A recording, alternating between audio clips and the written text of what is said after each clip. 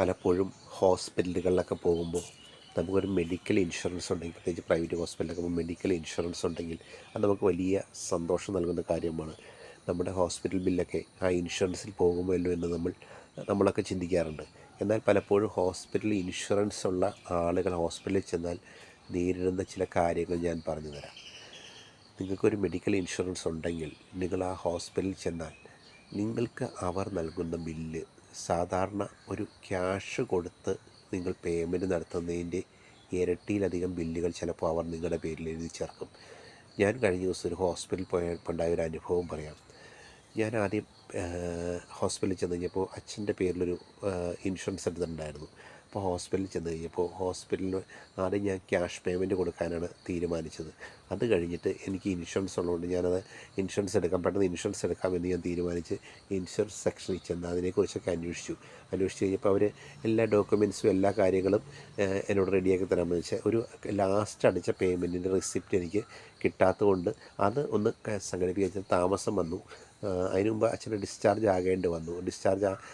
Doctor വേണമെങ്കിൽ discharge ആയിക്കോളൂ എന്ന് പറഞ്ഞു. നിങ്ങളത് കഴിഞ്ഞിട്ട് ഇവിടെ ഇൻഷുറൻസ് ചെന്ന് അന്വേഷിച്ച് അത് കഴിഞ്ഞ് പേയ്മെൻറ്റ് കൊടുത്ത് അഡ്വാൻസായിട്ട് ക്യാഷ് പേയ്മെൻറ്റ് അടച്ചതിന് ശേഷം നിങ്ങൾ ഇൻഷുറൻസിൻ്റെ പേയ്മെൻറ്റ് വരുമ്പോൾ നിങ്ങളുടെ അക്കൗണ്ടിലേക്ക് ആ പൈസ വരുമെന്നാണ് ഇൻഷുറൻസ് ചോദിച്ചു കഴിഞ്ഞപ്പോൾ അവരെന്നോട് പറഞ്ഞത്.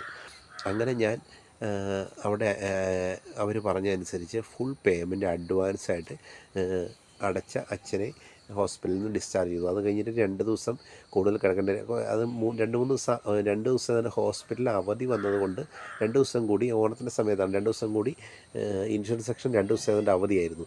അപ്പോൾ 2 ദിവസം കൂടി അച്ഛനെ ഇവിടെ അഡ്മിറ്റ് ചെയ്യണ്ടല്ലോ എന്ന് വിചാരിച്ചാണ് ഞാൻ ഡിസ്ചാർജ് ആയത്.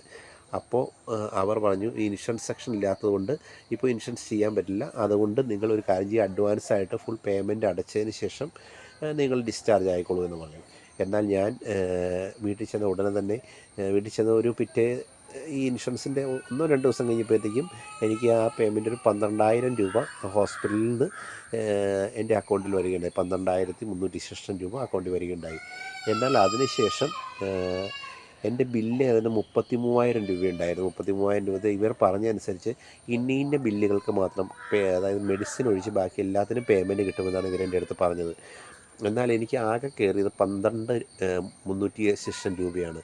അതനുസരിച്ച് ഞാൻ അവരോട് വീണ്ടും അന്വേഷിച്ച് ഇൻഷുറൻസ് കമ്പനിയായിട്ട് ബന്ധപ്പെട്ട് കഴിഞ്ഞപ്പോൾ അവർ 20-ാം തീയതിയാണ് എനിക്ക് പേയ്മെൻറ്റ് അയച്ചത്. എനിക്ക് 12-ാം തീയതിയാണ് ഹോസ്പിറ്റലിൽ നിന്ന് ഈ പൈസ കിട്ടിയത്. 20-ാം തീയതിയാണ് ബില്ല് ഹോസ്പിറ്റലിലേക്ക് ക്രെഡിറ്റ് ആക്കുന്നത്. അത് 16,000 രൂപയുണ്ടായിരുന്നു. എന്നാൽ ആ പൈസ പിന്നീട് ഹോസ്പിറ്റലുകാർ എനിക്ക് തന്നില്ല.